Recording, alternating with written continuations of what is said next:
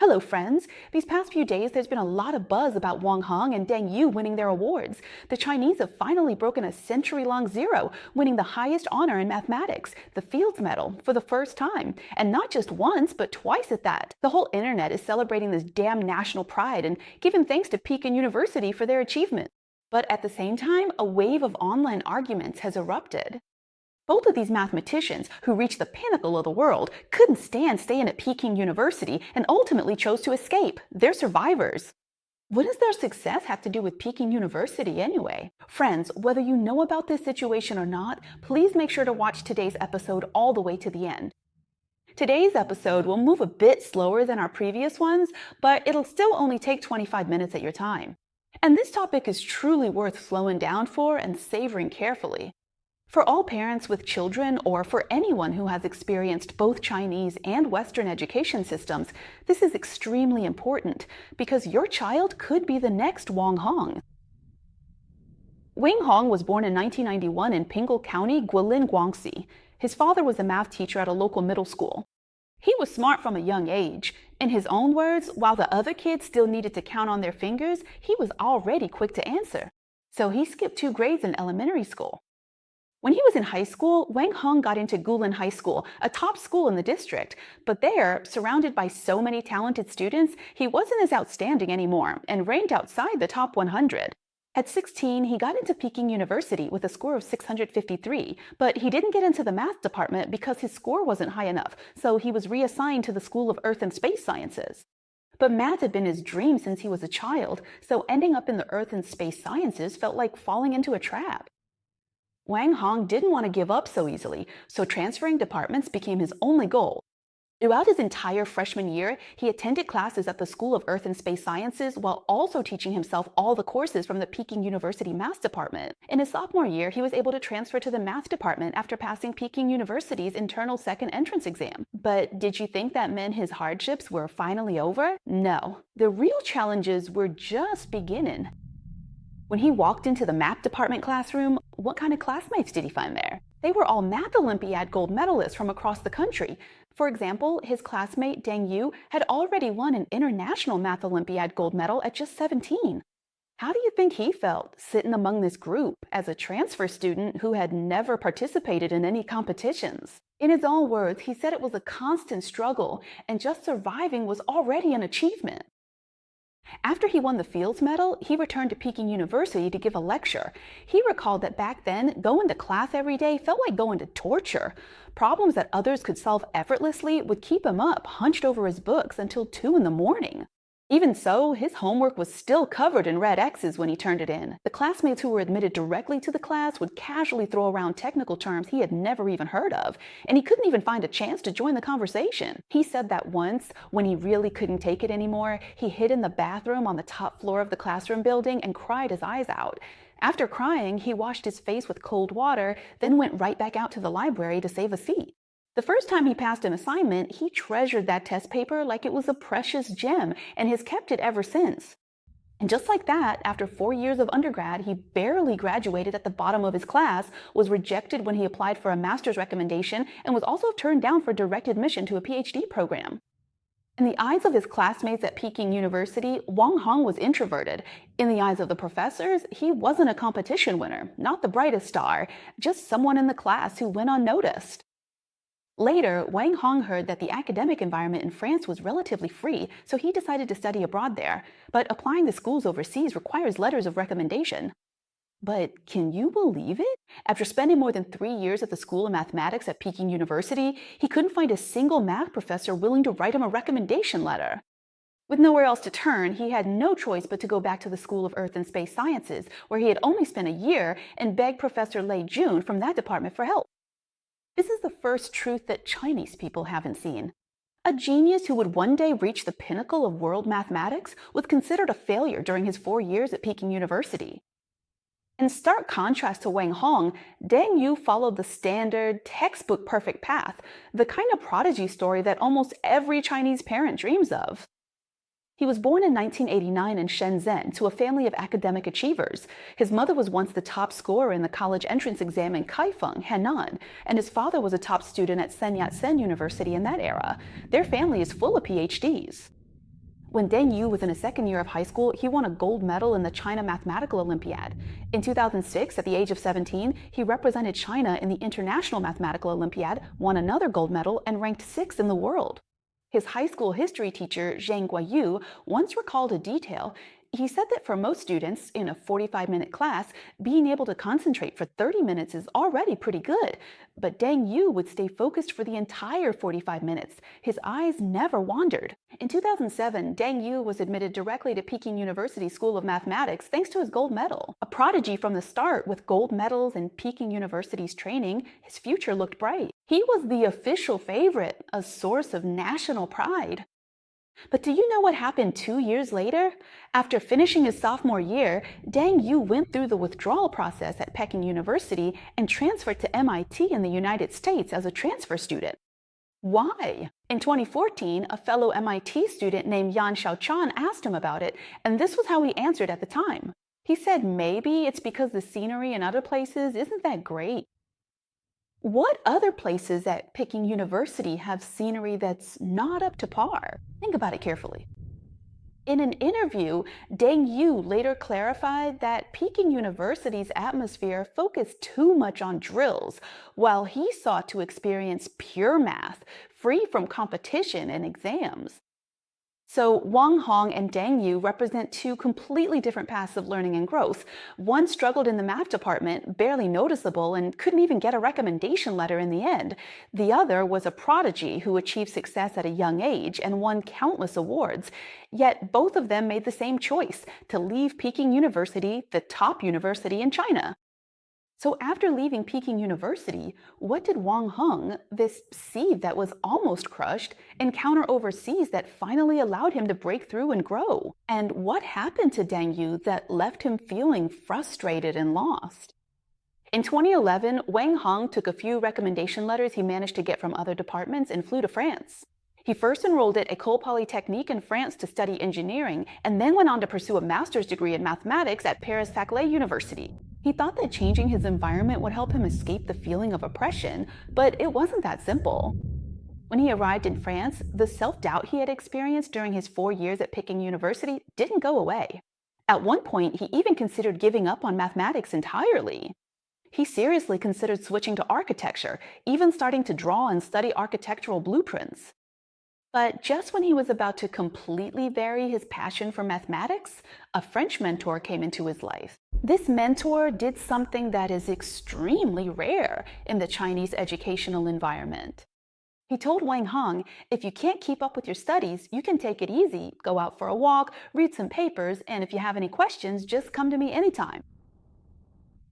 This was the first time Wang Hong truly felt that a teacher genuinely wanted to help him. In other words, during his 4 years at Peking University, he had never experienced this feeling before. But isn't helping students the most basic, most common, and most important thing a teacher should do? It was precisely this kind of gentle permission to pause and rest that saved this mathematical seed that almost withered away. Later, the experience of going to MIT in the United States for an internship before graduation pushed Wang Hong toward the person who would truly shape his future, Larry Guth. If you ever go back to MIT and look for Larry Guth in the math department, make sure not to focus on those high-powered scholars in suits who look like executives. Chances are you'll spot a guy in the corner of the hallway with messy hair, carrying a faded old backpack, and dressed like he just came back from camping in the park. Chinese netizens call him the sweeping monk of academia. But don't underestimate him just because of his plain appearance. He's a top expert in geometric measure theory and harmonic analysis, a full professor in the MIT math department, and has won the Salem Prize, the Clay Research Award, and the Bocher Memorial Prize. He's one of the world's leading authorities on the Kakeya conjecture. At this point, I have to pause and explain to you what the Kakeya conjecture is, because understanding this is closely tied to understanding Wang Hong's success later on. Now, take a pencil like this one and lay it flat on the table. I want you to do something. Rotate this pencil in a full circle on the tabletop. It can turn in any direction, whether it's on this two-dimensional surface or at different angles and orientations in 3 dimensions.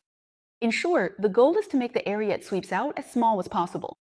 Many people's first reaction is, oh, I'll just rotate the pencil around its center, making a circle, since the tip of the pencil needs to turn all the way around. But while that's possible, it's not actually the smallest area. In 1917, there was a Japanese mathematician named Soichi Kakeya. He pondered this problem and discovered that if you don't just rotate around the center, but instead move and turn at the same time, kind of like backing a car into a parking spot, the area swept out can actually be made even smaller. He found an answer that was about pi divided by 80. He thought that was the absolute limit. But 2 years later, a Russian mathematician named Basikovich discovered that if you allow the pencil to make discontinuous jumps, like each time move by almost zero, turn a little, then move again, turn by another tiny angle and move again, then the area swept out can actually get infinitely close to zero. This is completely counterintuitive, and what's more, it's still happening in two-dimensional space. So what if we add the dimension of the whole space? For example, what if you can rotate in this direction or turn in that direction? What kind of situation would that be? This question was first raised in 1917, and for a full 108 years, no one was able to prove it. This kind of problem isn't like a math question on the college entrance exam where there's always an answer. This is groundbreaking exploratory work. It's like walking through a pitch-black forest where you might spend 10 years moving forward without knowing if there's even an exit or where that exit might be. Larry Guth is a leading expert on this problem. He focused on it for a full 15 years. In 2022, he even became so discouraged that he stopped believing the conjecture was true. So to tackle a problem like this, what you need is a mentor who doesn't rush you, doesn't pressure you, and doesn't ask if you'll publish a paper this year. What you need is an environment where you can take your time to think. And that's exactly what Larry Guth provided for Wang Hong. There's a saying in the math community called standing at the blackboard. It means the student stands at the blackboard working through formulas, gets stuck, can't figure it out, and just stands there. This is something almost every mathematician has to go through. When Wang Hong first entered MIT, he often found himself standing at the blackboard. His ideas were strange and imaginative. Sometimes they even sounded downright absurd. So how did Larry Guth handle this? He would hold his coffee, not interrupt, not dismiss, not check his watch, and not sigh. He would just smile and wait for Wang Hong to work through it, letting him spill out all the messy, even wrong or far-fetched ideas in his head, and then patiently help him sort them out one by one. After winning the award, the person Wang Hong was most grateful to was Larry Guth. He said, "My views don't always align with those around me, but he always listens and makes an effort to understand my thought process. This helped me build confidence." You have to understand, if you put yourself in his shoes and think about it, for someone groping around in a pitch-black forest, unable to see where the exit is, or even whether there is an exit at all, this confidence doesn't just dispel confusion, it also becomes the driving force that keeps him moving forward, step by step. For a full 5 years, Wang Hong was immersed in an environment where he was trusted, patiently waited for, and never rushed. In 2025, his 127-page paper burst onto the scene, proving the three-dimensional hanging drum conjecture, and the following year he won the Fields Medal. At this point, I'd like to ask everyone to consider a question. How was Larry Guth able to treat his students this way? There's a detail that moved many people online to tears. Last week, Honggang Wang received the Fields Medal and gave a 45-minute talk at the International Congress of Mathematicians. The venue was packed to the brim, standing room only, and even the host gave up their seat to audience members who couldn't find a place to sit. But Larry Guth, Wang Hong's advisor, who by all rights should have had the most prominent seat at the talk, ended up having to stand outside the lecture hall because it was just too crowded inside. He carried his old backpack, leaned against the window outside the venue, and listened to Wang Hong's 45-minute lecture standing there, smiling like a proud father. The photos taken by students at the scene spread all over China overnight. This isn't the kind of teacher-student relationship that most of us Chinese people are used to.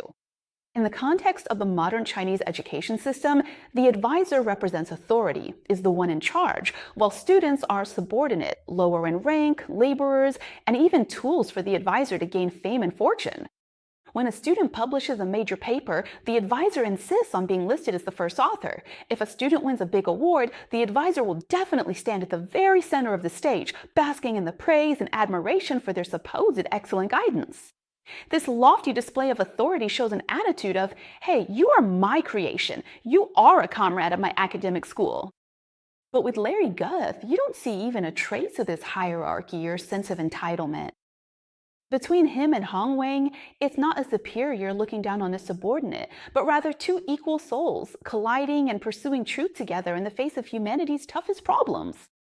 When Hong Wang stood on the podium in the global spotlight, there was satisfaction in Larry Guth's eyes as a mentor and genuine pride from the heart, but absolutely no sense of, you are my disciple, this is my achievement. In that moment when he leaned against the window watching Hong Wang, he was as pure as an elder witnessing his own child finally spread their wings and soar. I once walked with you through the darkness for a while, and now you are soaring toward your own stars and seas, while all I need to do is quietly applaud you from afar. This is a kind of civilization, a civilization that doesn't treat people as tools or students as assets, but one that returns to respecting and caring for people themselves. And this is the cultural foundation that is widespread in the West, something that the CCP, which dehumanizes people, does not have. It is precisely this kind of civilization that allowed a girl who was treated as worthless back home to stand tall again and ultimately stand at the top of the world. And Wang Hong is not the only one nourished by the rain and dew of this civilization.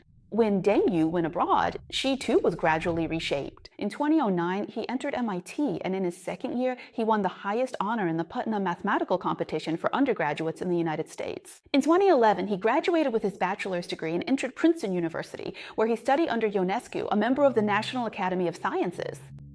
If you look at Ionesco's academic style, you'll find that it's very similar to Larry Guth's, extremely rigorous about the technical details of proofs, but almost completely unrestricted when it comes to what students should research or how they should go about it. His own interests span several major fields as well. He also allows his students, just like himself, to wander and explore wherever their curiosity takes them. In this kind of environment, Deng Yu also experienced periods of confusion.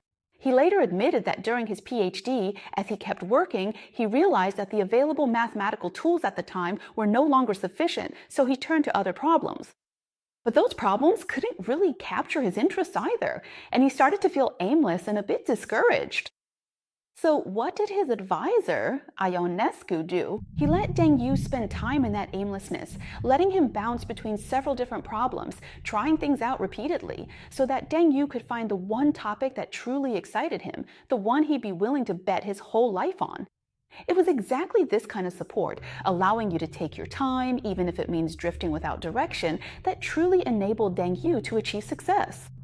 After several years of aimlessness, Deng Yu finally got his chance at that one meeting. In December 2022, a meeting called the Simons Collaboration Meeting was held in New York. This is a conference with a unique culture in Western academia. A group of top scholars gather in a room, not based on their titles, not ranked by seating, not judged by the number of papers they've published. They simply sit down and chat, sharing the problems that leave them the most confused, stuck, or unable to figure out. It was at this meeting that Deng Yu met a young mathematician he had never encountered before, named Ma Xiao. After chatting for a bit, they were surprised to discover that they were actually fellow alumni from Princeton, both having earned their PhDs under Ionescu, just at slightly different times. Later, the two of them met another collaborator, forming a trio, and that's when Deng Yu's path to the top truly began. In the fall of 2021, while visiting Brown University, Deng Yu was having a simple, inexpensive Korean fried chicken lunch when a sudden idea popped into his head. In no time, he used that lunch break to sketch out the rough framework for the entire proof. It was that very lunch, that serving of fried chicken, that later turned into a paper over 200 pages long, solving a problem that had puzzled humanity for 125 years. This was Hilbert's sixth problem, proposed in 1900. Now that we've talked about this, let's look back at the journeys of Wang Hong and Deng Yu. One of them came from an ordinary background, carrying a dream of mathematics. Not only did he fail to find opportunities at Peking University, but he also became disheartened and left for distant lands in low spirits.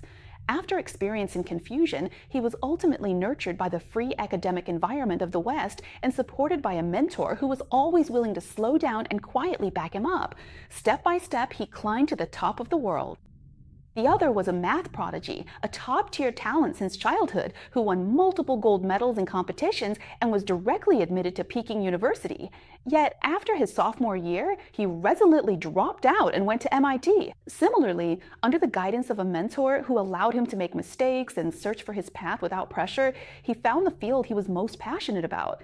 He then devoted himself to deep exploration and ultimately made a name for himself with a single remarkable achievement. Why have the stories of these two people sparked such huge controversy across the entire internet? To put it bluntly, the core of everyone's debate boils down to one question: who deserves the credit for their success? Is it Peking University, China's education system, the academic environment in the West, or their respective mentors? Friends, now that you've heard this, I want to ask you, for the multiple choice question with options A, B, C, and D, where Peking University is A, China's education system is B, the Western academic environment is C, and their respective mentors are D, which options would you choose? Who do you think deserves the most gratitude? Before Wang Hong and Deng Yu, there was another Chinese recipient of the Fields Medal named Xingteng Yao. Mr. Yao has made some very strong remarks about China's education system. Every word hits home. He said that China's education is like a super factory, producing a huge number of talents for the country every year. But these talents are almost identical because they're all trained according to the same standards. He also said that the exam-oriented education in mainland China shocked him deeply. Students study for exams, not out of interest, and that's the biggest problem. He also said that for a long time, the cultivation of mathematical talent in China has been heavily tied to various competition trainings, test-taking techniques, and formulaic problem solving, which has had an extremely negative impact on the development of domestic mathematical talent.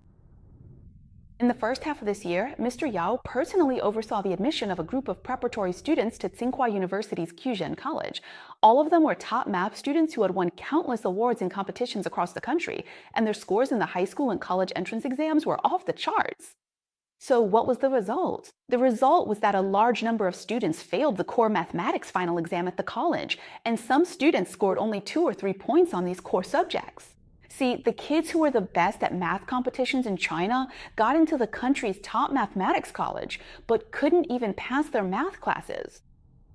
Why is that? That's why I told you at the beginning that today's episode moves at a slower pace, but it's worth slowing down to really take it in.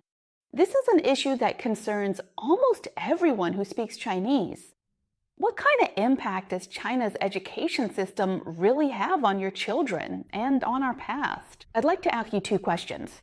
The first question, do you think geniuses are discovered or are they made? If you think they are discovered, type discovered for me.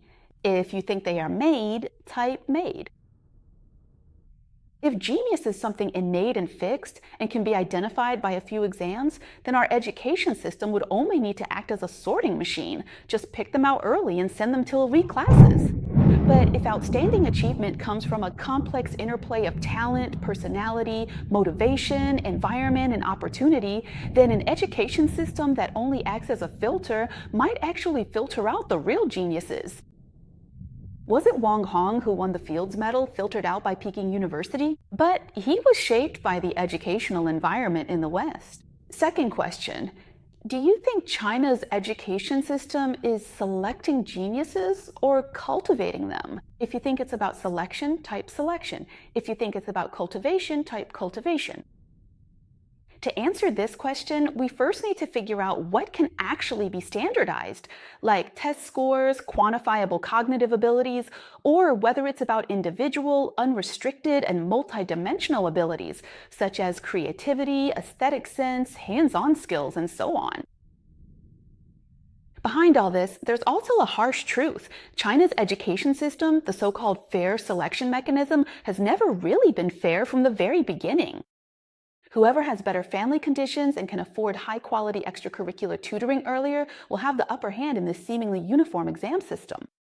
So is the true purpose of education to help those who already have all the resources get even further ahead and reinforce social class divisions? Or should it be about providing compensatory resources so that untapped genius and potential aren't buried by one's circumstances? These are all very big questions, and they're definitely worth our careful consideration. The rise of Wang Hong and Deng Yu to the top is not a glory for any prestigious school, but rather a painful slap that China's exam-oriented education system has no choice but to swallow. Friends, I'm sure you have a lot you'd like to say. Share your thoughts with me in the comments section. Your perspective might just inspire someone else. So everyone, please don't hesitate to share your insights. Let's discuss these topics together in the comments section. All right, that's all for our discussion today. Thank you all for watching. If you enjoy my show, don't forget to give me a like before you leave. For this episode, I spent a lot of time planning, thinking about how to present such a profound issue in a way that's both engaging to listen to and watch. So in the end, I chose to tell the story using the life journeys of these two people, presenting it in a narrative format. So friends, if you like this kind of format, please make sure to give me a like as well. Every interaction from you is the biggest encouragement for me. And for new viewers, if you haven't subscribed to True Perspective yet, you're welcome to subscribe. Please also help by sharing this episode with your friends, and don't forget about the fan recommendation feature. All of these help my show reach a wider and farther audience. Thank you all for your support. That's all for today, and I'll see you again at the same time on Thursday here at True Perspective. Don't miss it. Bye-bye.